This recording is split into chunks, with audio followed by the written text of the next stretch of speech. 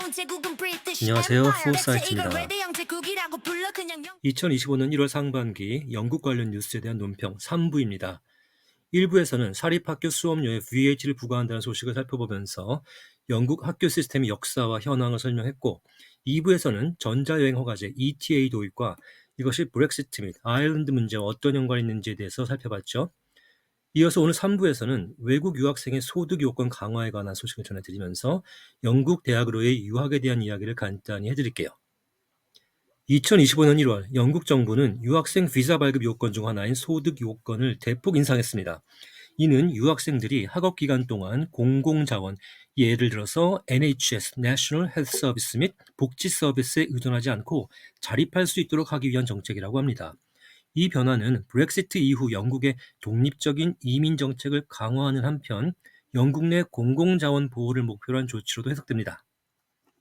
첫 번째, 영국 유학생 소득 요건 인상의 배경. 첫째, 이 정책의 배경에도 브렉시트가 조금 작용했어요. 예전에 EU 출신 학생들에게 제공되었던 학비 혜택이 브렉시트로 인해 종료되면서 유학생 정책 전반이 재편되는 계기가 마련된 겁니다. 게다가 코로나19 팬데믹을 겪으면서 영국에서 NHS와 복지 시스템을 운영하기 위한 재정적 부담이 증가하자 유학생 관리 강화의 필요성도 제기된 거죠.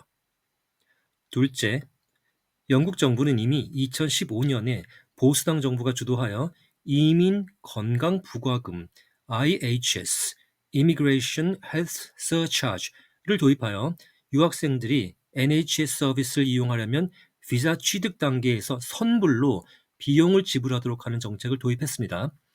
2020년 이후 IHS 비용은 연간 470파운드까지 인상되었고, 이는 유학생의 초기 비용 부담을 더욱 높이는 요인으로 작용해오고 있었죠. 두 번째, 영국 유학생 소득 요건 인상의 목적. 재정적 자립. 유학생들이 충분한 재정적 준비를 갖춘 상태에서 입국하도록 하여 국가 재정 부담을 줄이기 위한 목적이 있고요.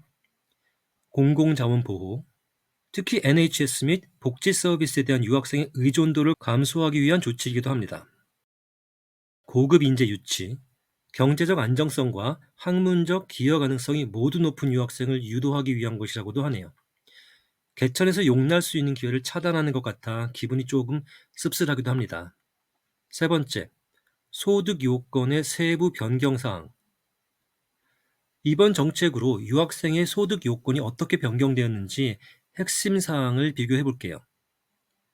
기존 요건을 보면 유학생이 영국으로 유학 올 때는 한 달 동안 이 정도 금액을 사용할 수 있는 여력이 된다라는 것을 증명하는 겁니다. 런던과 기타 지역으로 나뉘어 있어요. 런던이 워낙 물가가 비싸니까 반영이 된 겁니다. 런던의 경우 월 1,334파운드, 지금 1,700원이 조금 넘는 환율로 계산을 해보면 235만 원에 해당되고요. 기타 지역은 월 1,023파운드, 180만 원 정도였는데, 이번 2025년도에 새로운 요건이 도입되면서 런던의 경우 월 1,700파운드, 300만 원, 기타 지역은 월 1,300파운드, 230만 원 정도를 생활비로 사용할 여력이 있다는 것을 재정 증명을 해야지만 유학을 허용한다는 겁니다. 적용 대상은 유학생 본인과 동반가족 모두고요. 네 번째, 출신 지역별로 차등 적용되는 학비. 이번 정책 이전에도 영국은 유학생의 출신 지역별로 학비를 차등 적용하고 있었는데요. 한국 학생들의 경우엔 가장 많은 학비를 부담해야 하는 범죄에 속해 있어요. EU 학생들의 경우엔 브렉시트로 인해 예전보다 훨씬 더 많은 학비를 부담하게 되었고요. 영국 본토 학생의 경우에는 학비 부담 금액이 연간 약 9,250파운드로 제한이 걸려 있었습니다. 이 이상은 부과하지 않는 거죠. 우리나라 돈으로 환산하면 1,630만 원 정도 되는 것이고요. 영국과 영국령 해외 영토, British Overseas Territory, 이 영토 중에 핏케언 제도라는 것도 있었죠. 제가 이것에 대한 동영상을 만들어서 올린 적이 있어요. 참고로 한번 보시고요. EU 학생의 경우에는 브렉시트 이전에는 본토 학생과 동일한 학비를 내면 됐습니다. 현재는 국제 학생 비용과 동일한 학비를 내야 합니다. 국제 학생은 맨 밑에 있죠. 연간 10,000에서 38,000파운드, 우리나라 돈으로 하면 1,760만 원부터 무려 6,700만 원까지도 학비를 내야 하는 경우가 있습니다. 한국, 중국, 미국 등 기타 국가를 뜻하고요. 그 다음에 그 세 번째, 영연방 학생, Commonwealth of Nations죠. 제가 이것 관련해서도 여러 동영상을 만들어서 올렸습니다. 한번 보시고요. 본토 학생과 유사하게 내고 있습니다. 비싼 것도 짜증나고 차별 대우도 짜증나죠. 그런데도 영국은 여전히 국제적으로 매력적인 교육 목적지입니다. 왜 다들 영국 대학으로 유학하려 하는 걸까요? 다섯 번째, 영국 유학이 매력적인 이유. 5-1 세계적인 학문적 명성. 케임브리지, 옥스퍼드와 같은 대학은 학문적 권위와 전통으로 세계적 명성을 유지하고 있습니다. 영국 특유의 계급사회가 공공연히 유지되고 있기 때문에 이 대학들 다니면 재학 중에는 물론이고 졸업 후에도 취업과 창업을 비롯해서 여러 분야에서 경력을 쌓기가 수월하고요. 영연방을 통한 전 세계에 걸친 네트워크, 미국과의 친밀한 관계 등으로 인해 영국의 명문대학을 졸업하면 학문적 성과 외에도 글로벌 차원으로 많은 이점을 누릴 수가 있습니다. 일례로 케임브리지나 옥스퍼드에서 학사학위, 즉 Bachelor's Degree를 취득하면 특정 기간이 지난 후 아무것도 하지 않아도 마스터로 업그레이드 됩니다. 실제로 석사 과정을 마친 학생들은 Master of Philosophy, 즉 MPhil처럼 뒤에 전공 명칭이 붙어요. 다른 대학과는 차별되는 거죠. 이런 걸 봐주기가 좀 고가일 수도 있는데 이게 영국 사회인 겁니다. 20세기 초반까지도 옥스브리지 졸업생은 총선에서 자기 선거구에서도 한 표를 행사하고 대학 선거구에서도 한 표를 또 행사할 수 있었어요. 꽤 큰 특권이었죠. 지금은 폐지되었지만 저도 운 좋게 박사학위를 케임브리지에서 취득한 덕에 한국에서 살고 있음에도 취업부터 시작해서 솔직히 꽤 많은 이득을 누리고 있습니다. 고지식하게 계속 학문의 길만 고집한 덕에 경제적 성공과는 거리가 멀지만요. 포스아트 영국 이야기에 많은 후원 기대합니다. 5-2 짧은 학업 기간과 효율성. 영국 중에서도 잉글랜드와 웨일스의 학부 과정은 3년, 석사 과정은 1년으로 다른 국가에 비해 학업 기간이 짧아서 시간과 비용을 절약할 수 있습니다. 고등학교 때부터 적은 수의 과목을 심도 있게 배우기 시작하기 때문에 그렇습니다. 스코틀랜드는 우리나라와 비슷하게 많은 수의 과목을 폭넓게 배우기 때문에 대학도 4년제고요. 박사 과정도 원칙적으로는 3년입니다. 물론 그 기간에 맞춰 정말로 학위를 따는 건 꽤 어렵지만요. 그래서 만 18세에 대학에 입학해서 학부를 마치면 만 21세, 석박사 다 마쳐도 25세니까 우리나라로 치면 군대 다녀온 복학생 나이예요. 박사가 되고 나서도 얼마든지 다른 진로를 택할 수가 있죠. 부럽죠. 저는 만 29세에 영국에서 박사 과정을 시작했거든요. 그러니까 영국 학생들의 눈엔 제가 젊은 교수 나이였겠죠. 한국인 특유의 상대적 동안 덕에 잘 어울려 지내긴 했지만요. K동안. 5-3 문화적 다양성과 영어 사용. 영제국과 영연방 덕에 미국과는 또 다른 성격의 다문화 사회로 발전한 영국은 전 세계 유학생들과 학문과 문화를 공유하기 적합한 환경을 제공합니다. 실제로 박사 과정 때 제 지도 교수는 스코틀랜드 출신이셨고 지도 학생들도 다국적으로 구성되어 있어서 그야말로 스타워즈 수준의 각양각색 영어 발음과 억양을 접할 수 있었어요. 영국식 영어뿐 아니라 세계어로서의 다양한 영어를 배우게 되어 의사소통 능력과 문화 적응 능력을 키울 수 있었습니다. 5-4 졸업 후 취업 기회.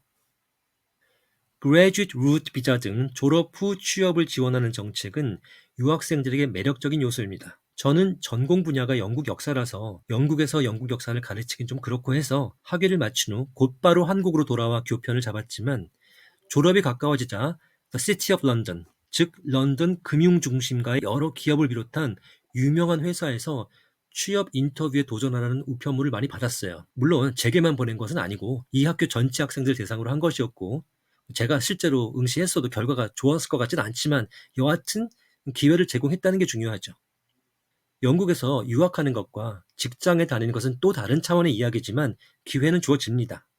미국에서 조정 종목 올림픽 메달리스트가 케임브리지로 유학 와서 3년 내내 강에서 노만 졌다가 겨우 졸업했는데 금융가에서 그 성실함에 반해서 취업시켰다는 소문이 제가 재학할 당시 떠돌았었는데 직접 팩트 체크를 하진 못했습니다. 5-5 정부와 대학의 장학금 지원. 석사과정 지원을 위한 취이브닝 스콜러십을 비롯한 다양한 장학금 제도가 있어서 비싼 학비와 생활비를 보충할 수 있는 기회도 제공됩니다. 저는 이미 20여 년 전에 영국 유학을 했는데 그때는 우리나라 학생들이 영국에서 탈 수 있는 장학금이 많지 않았고 국내 장학재단들도 미국을 선호했기 때문에 영국으로 가는 유학생들에게는 기회가 많이 주어지지 않았죠. 하지만 지금은 상황이 많이 바뀌어서 기회가 늘었다고 알고 있어요. 제 경우엔 박사 2년 차부터 당시 찰스 왕세자가 베푸는 장학금까지는 아니고 bursary라고 부르는 소액 보조금을 지원해서 지급받았죠. 영국, 영연방, EU 출신이 아닌 학생들에게 주는 거라서 한국 학생들이 많이 탔고요. 이 정도로 만족해야만 했었습니다. 지금은 상황이 개선되었다고 들었어요.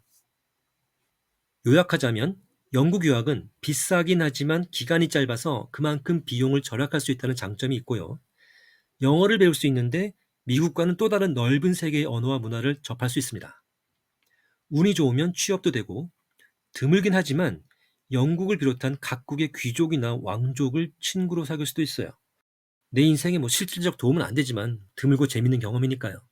6번째, 유학생 소득 요건 인상 정책의 득과실. 그래서 영국은 이런 장점을 계속 살려나가면서 많은 국제 유학생들을 유치하고 있었고요. 2017년에 집권한 트럼프 대통령이 이민이나 유학에 대해 까다로운 정책을 도입하고 코로나까지 겹치면서 미국으로의 유학이 주춤하게 되자 영국을 포함한 다른 영어권 국가들이 유학생 유치 경쟁에서 우위를 점할 기회로 작용했습니다. 이번에 또다시 트럼프가 집권했기 때문에 미국의 유학생 정책은 더욱 강화될 가능성이 있죠. 영국 입장에서는 유학생 유치에 상대적으로 유리한 환경이 조성될 수 있고요. 그러나 IHS나 유학생 소득 요건 인상과 같은 조치는 이러한 기회 창출에 제동을 걸 수 있죠. 실제로 최근 전 세계 유학 준비생들은 캐나다나 호주 등 더 낮은 비용이 드는 국가로 눈을 돌리는 경우가 늘고 있다고 합니다. BBC에서도 소득 요건 인상은 공공 서비스 부담을 줄이는 데 기여하지만 유학생 수 감소의 위험이 있다고 하며 우려를 표명했고, 가디언은 소득 요건 강화로 인해 교육 기회의 불평등이 심화될 수 있다는 여론을 보도한 바 있습니다. 7번째, 결론. 영국의 유학생 소득 여건 인상과 IHS는 공공자원 보호와 유학생의 재정적 자립을 강화하려는 목적이 있습니다.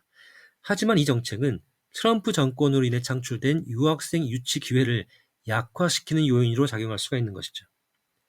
따라서 영국은 학문적 명성과 기존의 매력적인 요소를 유지하며 비용 부담 완화를 통해 유학생 유치 경쟁력을 강화해야 할 필요가 있겠습니다.